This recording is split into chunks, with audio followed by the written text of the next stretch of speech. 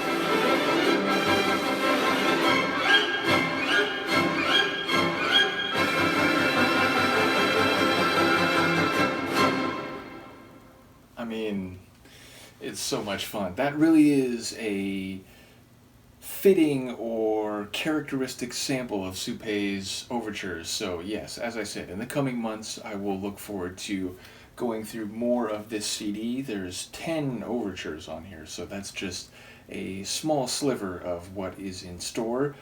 And again, a lot of them have this bright and energetic sound because he wrote a lot of comic and lighter operas.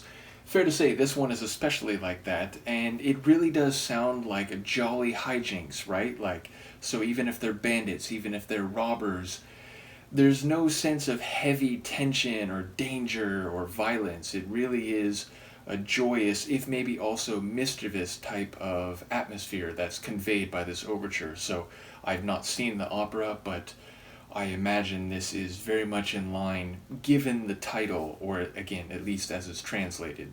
So ultimately, as I said, I'm looking forward to going through more of Suppé in the coming months, but I probably will only do this during classical days because my time is limited. And as I said, I probably will extend this one day beyond what I originally imagined, but by the time we get to Sunday, I will be back to regular reactions. So I appreciate the patience as I indulge this particular avenue of my musical interest. I hope you're enjoying the journey. Let me know what you think of this overture, and I will see you next time. Peace.